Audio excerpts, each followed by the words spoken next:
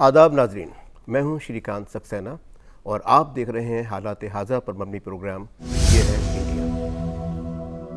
गुज़िश्ता 5 अगस्त को जब हिंदुस्तान की संसद ने सूबा जम्मू कश्मीर के मुतालिक आर्टिकल 370 और 35A को बेअसर कर दिया तो आमतौर पर पूरे मुल्क में हुकूमत के इस कदम को लेकर बहुत सराहा गया। बहुत सी ऐसी सियासी पार्टियों ने भी सरकार के इस कदम का खुलेआम सपोर्ट किया जो सरकार के मुखालिफ समझी जाती हैं। मेन अपोजिशन तक के बहुत से सीनियर लीडरान ने अपनी ही पार्टी लाइन से बाहर जाकर इस कदम की तारीफ़ की। ये सब इसलिए कि लोगों को अब ये तवक्को है कि जम्मू कश्मीर में तवील अरसे से चल रही तशद्दुद अब ख़त्म हो जाएगी और सूबे के जिन लोगों को 7 दहाइयों के बाद भी ना तो उनके कॉन्स्टिट्यूशनल राइट्स मिले, ना फंडामेंटल राइट्स मिले, ना ही औरतों को बराबरी का दर्जा मिला, ना दलितों को उनके हुकूक मिल सके, हुकूमत के इस अहम कदम के बाद इस तवक्को के साथ कि अब इन्हें इंसाफ मिल पाएगा, लोगों में उम्मीद की एक लहर उठी। सूबे की तरक्की की राह अब हमवार होगी, ऐसा भी माना जा रहा है। सरकार के इस कदम का जहां आमतौर पर इस्तकबाल हुआ है, वहीं पड़ोसी देश पाकिस्तान में इसको लेकर ज़बरदस्त बौखलाहट का माहौल भी बना हुआ है। पाकिस्तान के वज़ीर आज़म इमरान खान की अमेरिका समेत दुनिया भर में इस बात के लिए फजीहत हुई कि अपने गुस्से और नाराज़गी के इजहार में उन्होंने सियासी आदाब का भी ख्याल नहीं रखा, जबकि हिंदुस्तान के वज़ीर आज़म इस मुतालिक बेहद मैच्योर और ग्रेसफुल रहे। इसके बावजूद कि पाकिस्तान का इस मसले से कोई कानूनी तौर पर ताल्लुक़ नहीं था, फिर भी वो इसे लेकर यूनाइटेड नेशन सहित दुनिया भर में गया, हालांकि उसकी ये कोशिशें आमतौर पर नाकाम ही साबित हुईं। आज इस मौजू पर बातचीत करने के लिए हमारे दरमियान जो माहिरान हैं उनसे आपका तारुफ करा दें। हमारे साथ हैं रिटायर्ड लेफ्टिनेंट जनरल सैयद अता हसनैन, जो कश्मीर से ही हैं और कश्मीरी मामलों के मशहूर जानकार हैं। आपने एक फ़ौजी अफसर के तौर पर भी कश्मीर में काफ़ी वक्त तक काम किया है। हमारे बीच हैं जनाब संजीव कृष्ण सूद, जो बॉर्डर सिक्योरिटी फोर्स के एडिशनल डायरेक्टर जनरल रह चुके हैं। आप सब जानते हैं कि कश्मीर में BSF की बहुत अहम भूमिका रही है। कश्मीर के मुद्दे पर आप हर मंच पर बोलते रहे हैं। इसके अलावा हमारे बीच हैं Indira Gandhi national open university से स्कूल ऑफ सोशल साइंसेज के प्रोफेसर कपिल कुमार। शुरुआत करते हैं लेफ्टिनेंट जनरल अता हसनैन साहब से। जनरल साहब, सबसे पहले तो आप हमें ये बताइए कि इस मसले पे पाकिस्तान का लोकस स्टैंडाई क्या है, क्योंकि ये भारत का एक अंदरूनी मामला है। कोई भी मुल्क अपने यहाँ सूबों को रीऑर्गेनाइज कर सकता है। देखिए, 70 साल से 72 साल से पाकिस्तान क्लेम कर रहा है जी। जम्मू कश्मीर का जो मसला है वो उस पर क्लेम पाकिस्तान का है जम्मू कश्मीर के ऊपर। वो चाहता है कि पूरी ज़मीन जो है वो पाकिस्तान के तरफ जाए। और ये 1971 के 72 के बाद ख़ास तौर पे उसको मालूम है कि ये काबिलियत जो है उसके अंदर है नहीं कि जिससे कि वो इस ज़मीन के ऊपर मिलिट्री तरीके से कब्ज़ा कर पाए। इस उम्मीद में बैठा था पिछले 30 साल से कि एक वॉर बाय 1000 कट्स लॉन्च करके वो किसी ना किसी तरह जम्मू कश्मीर के निवासियों को बहका कर और अपने तरफ लाने की कोशिश में था। मगर ये जो आर्टिकल 370 335A को एब्रोगेट करने का जो डिसीजन लिया है भारत सरकार ने, इससे क्या हुआ है कि उसकी जो वो उम्मीदें थी जो हम हर वक्त अपने आप को शक में रखते थे भारत में, वो शक हमने दूर किया है। और पाकिस्तान की तरफ भी हमने एक मैसेज भेजा है कि अब जो है सिर्फ पाकिस्तान ऑक्युपाइड कश्मीर और गिलगित बाल्टिस्तान का मसला रह गया है, जो हमें देखना है कि कैसे ये हिस्से वापस भारत के पास आ जाए। ये इसकी वजह से पाकिस्तान जो है वो बौखलाया हुआ है, जैसे आपने भी कहा, और उस कोशिश में है कि इस इशू को कैसे इंटरनेशनलाइज करके रखे। और इंटरनेशनलाइज करने का तरीका ये है कि कैसे कश्मीर के अंदर हड़बड़ाहट हो, टर्बुलेंस पैदा हो, लाइन ऑफ कंट्रोल के ऊपर टेंशन बढ़े, और बाकी भारत के अंदर भी अगर कोशिश हो सके तो कम्युनल टेंशन पैदा की जाए। हिंदू मुस्लिम जो वो समझता है कि ये प्रॉब्लम जो है हिंदू मुस्लिम अकॉर्ड का प्रॉब्लम है, और उसमें वो चाहता है कि कुछ ना किसी तरीके से टेंशन पैदा करे। तो ये रवैया पाकिस्तान का इस वक्त जो है इस मसले की तरफ है। सूद, आप ये बताइए कि पाकिस्तान ये बात दुनिया भर में कह रहा है कि हिंदुस्तान की जो फ़ौजें हैं जो फोर्सेस हैं वो लोकल्स पे बहुत मजालिम कर रही हैं, बहुत जुल्म कर रही हैं और बहुत खून खराबा वहाँ हो रहा है।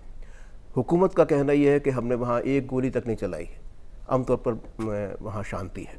आप इस चीज़ को पे नज़र रखे हुए होंगे ऑब्वियसली, आपका क्या मानना है? मेरा जो मानना है, अभी 370 के बाद में अमेंडमेंट्स के बाद में कश्मीर में कोई ऐसी बड़ी घटना तो हुई नहीं है जिसमें कोई कैजुअल्टीज़ हुई हों या बाहर खबर आई हो। एक आधे वीडियोस जो चल रहे हैं BBC या रॉयटर्स वगैरह के, उनमें भी पता लगा है कि वो डॉक्टर्ड वीडियो हैं, क्योंकि मौसम के मुताबिक तो उन्होंने वहाँ पर कपड़े नहीं डाले हुए। तो इससे बिल्कुल साफ नज़र आता है कि वो डॉक्टर वीडियोस है। तो मैं ये मान रहा हूँ और मेरा विश्वास है ये कि जो भी हमारी फोर्सेस इंडक्ट हुई हैं वो पूरी तरह से ह्यूमन राइट्स की को ऑब्जर्व करते हुए, पूरा संयम को बरतते हुए, मिनिमम फोर्स को यूज़ करते हुए अपना काम कर रहे हैं। और ये जाहिर सी बात है कि इतना बड़ा फैसला लिया गया तो कुछ ना कुछ रिस्ट्रिक्शंस होंगी, कुछ ना कुछ इसके ऊपर प्रॉब्लम्स लोकल्स को, क्योंकि ये चीज़ कई दफ़ा बहुत बुरी भी लग सकती है। तो उस चीज़ को कंट्रोल करने के लिए हिंदुस्तान ने, हमने एक प्रिकॉशनरी डिप्लॉयमेंट की हुई है और मुझे यकीन है कि जैसे ही हालात धीरे धीरे नॉर्मलसी की तरफ बढ़ जाएंगे तो फोर्स लेवल्स वापस आ जाएंगे।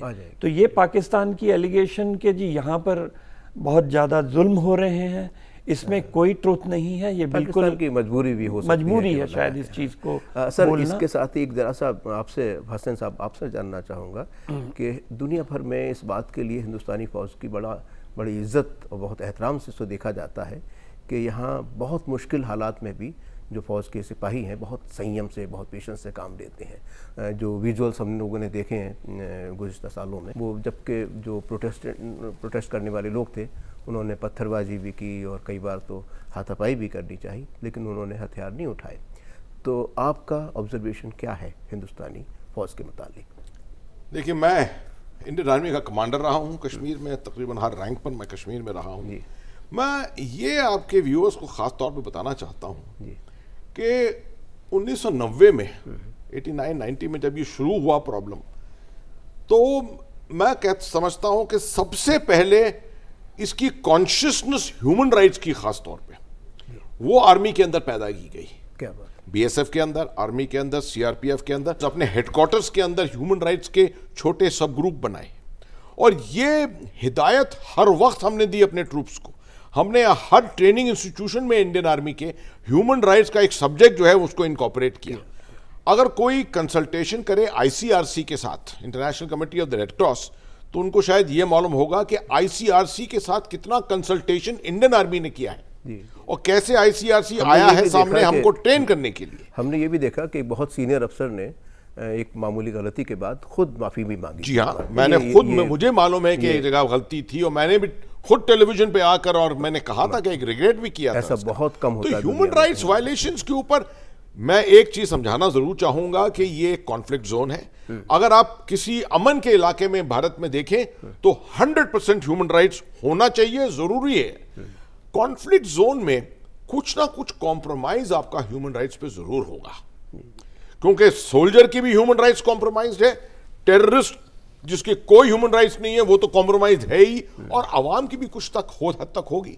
चेक पॉइंट होंगे, रात को आपको सर्वेलेंस होगी, कंट्रोल होगा, पॉपुलेशन कंट्रोल मेजर होंगे, ये सब चीजें होंगी।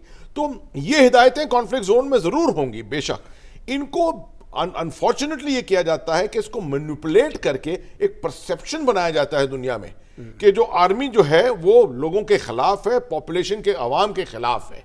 ये सरासर गलत है।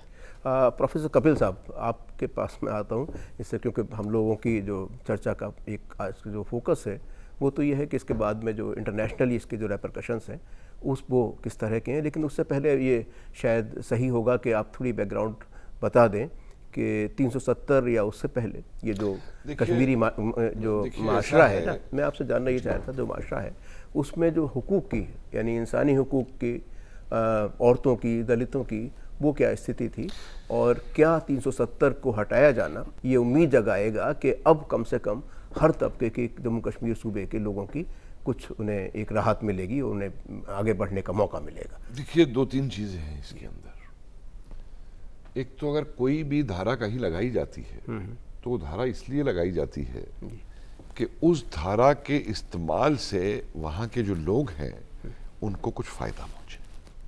अगर आपने मान लीजिए एक ज़माने में परमिट था कि नॉर्थ ईस्टर्न स्टेट्स पे भी है, या आप जाके वहाँ पे मनी लेंडिंग नहीं कर सकते, ये चीज़ें नहीं कर सकते, उस उद्देश्य से वो धारा लगाई जाती है।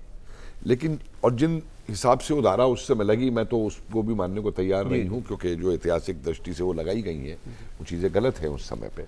क्योंकि जब सारे देश की हम बात कर रहे हैं तो पूरे देश में एक ये बहुत ही गलत प्रचार 47 के बाद से शुरू हुआ, main stream main stream main stream. मेरा ये मानना है कि हर हिंदुस्तान का नागरिक जो हिंदुस्तान के जिस प्रदेश में भी जिस कोने में भी रहता है वही कोना इस देश की मेन स्ट्रीम है। लेकिन प्रोफेसर साहब, इसकी जो प्रोटेक्शन था, मैं आ रहा हूँ आपके उसके ऊपर, वो 47 से बहुत पहले से नहीं देखिए, मैं बताता हूँ। स्टेट पीपल्स मूवमेंट था वहाँ पे, वो मूवमेंट चल रहा था और स्टेट्स में भी था, प्रिंसली स्टेट्स थी ब्रिटिश इंडिया की।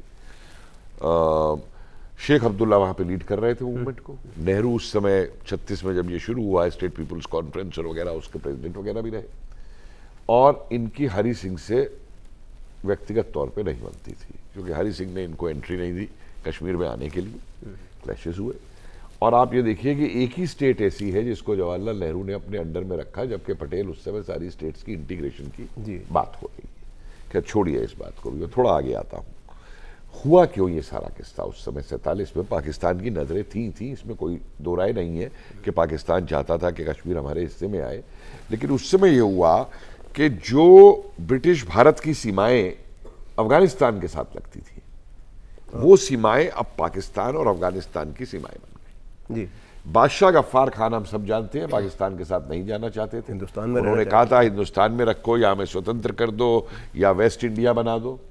उधर तो पख्तूनिस्तान की मांग थी, अभी भी है। हाँ, जितने ये कबाइली और लोग ये सब थे उधर, देखिए ना, ये कभी अंग्रेजों के साथ रहे, हमेशा टर्बुलेंट प्रोविंसेस लेकर के माने जाते रहे, ना ये उधर रहे। उस समय एक मांग उठ गई पठानिस्तान की, तो अक्सर किताबों में नहीं पढ़ाया जाता। मैं आपका थोड़ा सा नहीं, मैं एक लाइन में आपको एक्सप्लेन कर दूं। पठानिस्तान की डिमांड उठते ही अफगानिस्तान ने उस डिमांड को सपोर्ट कर दिया।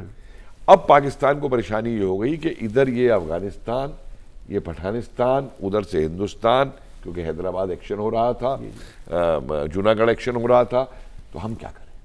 तो उस पूरे को डाइवर्ट करने के लिए उन्होंने उसको वही काम किया जो आगे उन्होंने तालिबान बनाने में किया, और जो काम वो आज कर रहे हैं कि उसको हिंदू मुस्लिम के दायरे में डाल के, कि कश्मीर का राजा हरि सिंह जो है हिंदू है, वहां मुसलमानों पे अत्याचार हो रहे हैं, जिहाद करनी है, और कबाइलियों को उनके उससे हटा करके उसके अंदर डाल के 1 लाख कबाइलियों को रावलपिंडी लाते हैं।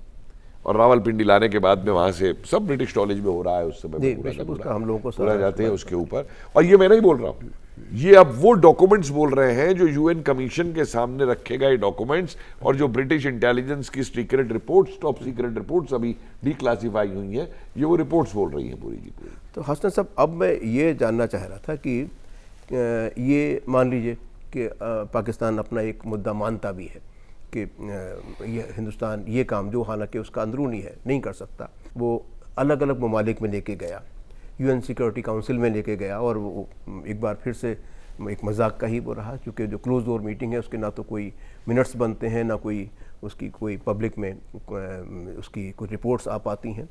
और वहाँ भी जो परमानेंट मेंबर्स हैं उसमें मेजॉरिटी कहें 3 से भी ज़्यादा लोगों ने, अगर ब्रिटेन का थोड़ा बहुत ऑब्जेक्शन को नज़रअंदाज करें, तो उसका पक्ष, हिंदुस्तान का ही पक्ष लिया। तो इस सीन को आप क्या देखते हैं कि कितना कामयाब हो पाया हिंदुस्तान इस मौजू को इंटरनेशनलाइज करने में?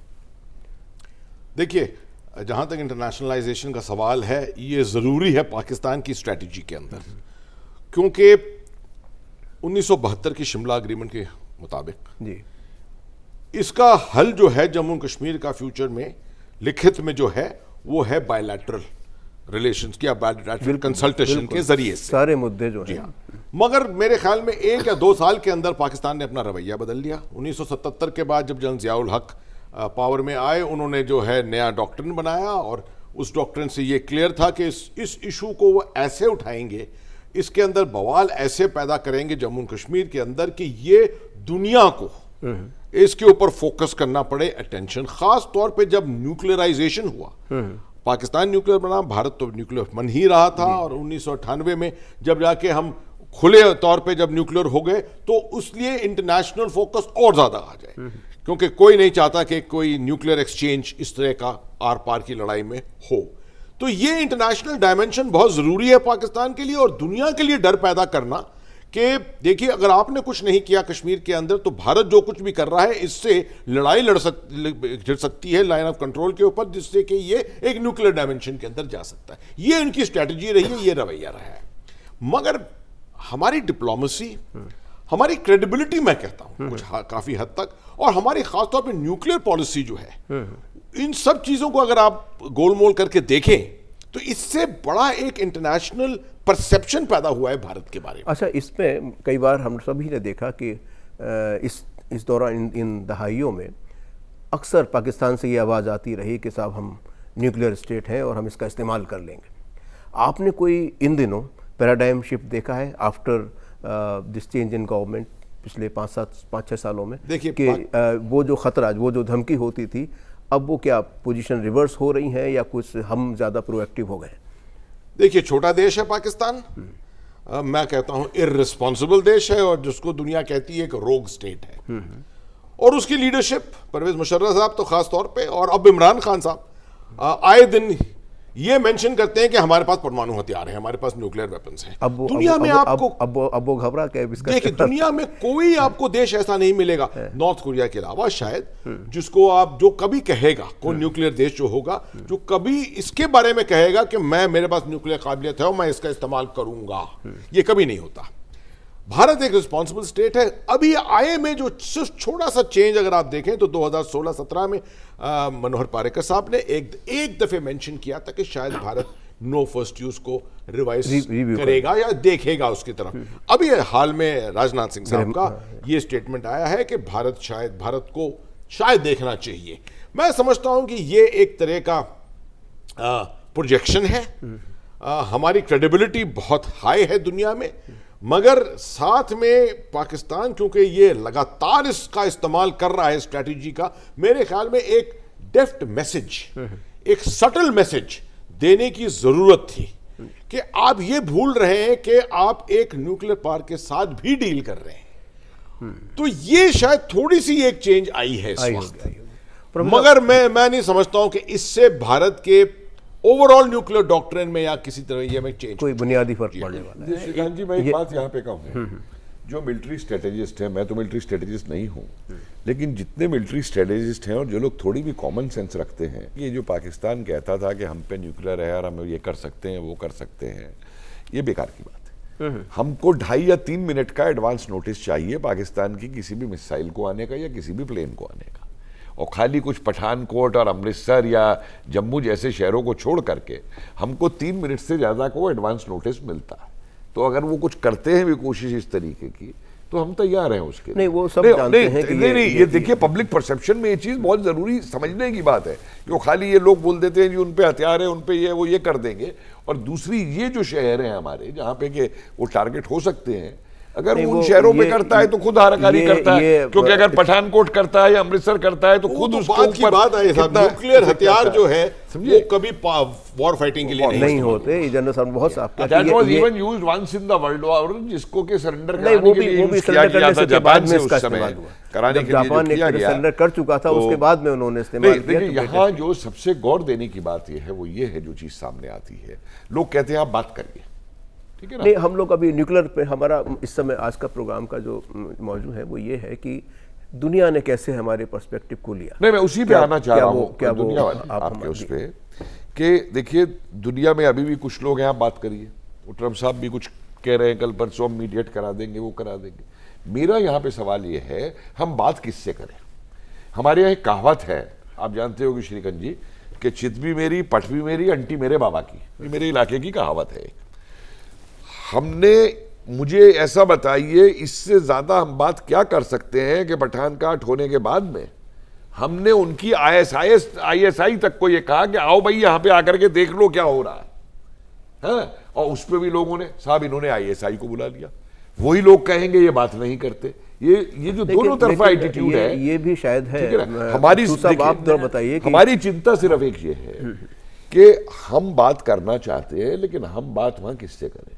असर मजूद से करें, टेररिस्ट से करें? नहीं, सरकार का इस समय मौक़िफ़ यह है कि जब तक आप अपने जो टेरर मशीन, वही बात कर रहा हूं ना कि जो हम पे कहते हैं बात करें। और जब एक डिफरेंस समझ लीजिए, हिंदुस्तान के अंदर जो हमारी सेना है, हमारी सेना पॉलिटिकल कंट्रोल के अंदर एक्ट करती है और उनकी सेना पॉलिटिक्स को कंट्रोल करती है। ये डिफरेंस बहुत जरूरी है समझिए। थोड़ा सा एक चीज कहना चाहता हूँ कि जो मिस्टर पारिकर ने स्टेटमेंट दी थी, उसको इस परिप्रेक्ष्य में देखना चाहिए कि एक दफ़ा पाकिस्तान को ये बताना भी ज़रूरी है कि भाई तुम अगर तुम्हारे पास है, तुम हमें बार बार धमकी दे रहे हो, तो हम भी कैपेबल हैं इस चीज़ को। ये आम लोगों में ये धारणा अब ये बन रही है, परसेप्शन डेवलप हो रहा है कि पहले की तरह से की स्थिति भारत की शायद नहीं है। हाँ। आपको जब बर्मा में जाना पड़ा, म्यांमार में जाना पड़ा तो आप गए, बांग्लादेश में जाना पड़ा तो आप गए, तो नेपाल में जाना पड़ा तो भी गए, और पाकिस्तान में जाना पड़ा तो भी 2-3 बार गए हो आए।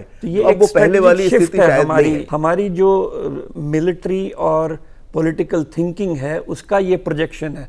हम अभी तक अपने सॉफ्ट पावर को कहते रहे, हमारा सॉफ्ट पावर है, बट अब हम थोड़ा ये शिफ्ट हो गया कि हम अपना मिलिट्री पावर भी प्रोजेक्ट करने की स्थिति में हैं, और हम उसके लिए हम तैयार हैं, हम उसको करने के लिए। दूसरी चीज़, मैं जो जनरल साहब की बात को मैं थोड़ा और आगे ह्यूमन राइट्स के बारे में बढ़ाना चाहता हूँ कि ह्यूमन राइट्स हमारी जो इस कन्फ्लिक्ट जोन में भी एटलीस्ट इंडियन फोर्सेस कभी कॉन्शियसली वायलेट नहीं करती हैं। जो रिस्ट्रिक्शंस इम्पोज जो भी वहाँ पे की जाती हैं, जिनको वो ह्यूमन राइट्स वायलेशन प्रोजेक्ट करते हैं, वो रिस्ट्रिक्शंस शायद उनकी भलाई के लिए हैं, और पूरे कश्मीर में या किसी और भी कन्फ्लिक्ट जोन में उसको मैं पीस। आपसे ये जानना चाहूँगा कि 370 के रहते हुए जो arm forces special powers act था उसका, और आपने उस दौरान काम वहाँ किया हुआ ही है, तो कितना असर पड़ता था? आपको काम करने में दिक्कत आती थी, या कोई 370 के होने या ना होने से फोर्सेस पे क्या असर पड़ने वाला है? नहीं, आर्म फोर्सेस स्पेशल एक्ट जो है वो तो फैसिलिटेट करता है हमारे, जो हमें एडिशनल पावर्स मिल जाते हैं जाके सर्च सीजर वगैरह करने के लिए, बट उसमें पुलिस हमारे साथ होती है। अब 370 हट होने ना होने से क्या कोई फर्क नहीं पड़ता है। मेरा ये मानना है 370 को कई लोग ये कहते हैं कि जी हमने लैंड इंटेग्रेट कर ली। लैंड तो हमारी ऑलरेडी इंटेग्रेटेड है। इवन कश्मीर के कॉन्स्टिट्यूशन में लिखा हुआ है कि Kashmir is an integral part of India. So land तो इंटेग्रेटेड है। 370 के हटने से मुझे लगता है कि अब माइंड्स का इंटेग्रेशन धीरे धीरे होना पड़ेगा, स्पेशली जब इन्होंने स्टेट को डिवाइड कर दिया है और अब डायरेक्टली सेंटर से जब रूल होंगे तो प्रॉब्ली उनकी जो है सेंटर ऑफ ग्रेविटी जो है अब सेंटर की तरफ, सेंट्रल गवर्नमेंट की तरफ ज़्यादा शिफ्ट होगी। पहले उनकी ग्रीवांसेस रहती थी स्टेट से कि जी स्टेट हमें फंड्स नहीं देता, हमारे लद्दाख को ग्रीवांस रहती थी कि हमें डेवलप नहीं कर। सिमिलरली कि माइंड्स को इंटीग्रेट करना और सेंट्रल ग्रेविटी जो है वो चेंज हो रही है। तो आप दूरदर्शन के स्टूडियो में आए, आपका बहुत बहुत शुक्रिया। तो नाज़रीन, आज आपने सुना ये 370 और 35A के बाद जो हिंदुस्तान की हालत है और जो कश्मीर में इम्कानात हैं कि कश्मीर में ज़िंदगी किस तरह से बदलने वाली है, क्या वहाँ आर्थिक और इंडस्ट्रियल डेवलपमेंट की राह हमवार होने वाली है। बहुत उम्मीदें लोगों को, कश्मीर के लोगों को भी हैं, और बहुत उम्मीदें हिंदुस्तान को भी हैं कि आखिरकार अब जो भविष्य होगा, जो मुस्तकबिल होगा कश्मीर का, वो शायद वो होगा कि सब लोग एक साथ हाथ में हाथ शाना बशाना चल पाएंगे, और हिंदुस्तान में जैसा दूसरे सूबों में हो रहा है वैसा ही कश्मीर में भी होगा। हम ऐसे ही प्रोग्राम और भी आपके लिए लेके आएंगे। इस प्रोग्राम के बारे में अपनी राय हमें ज़रूर बताइएगा।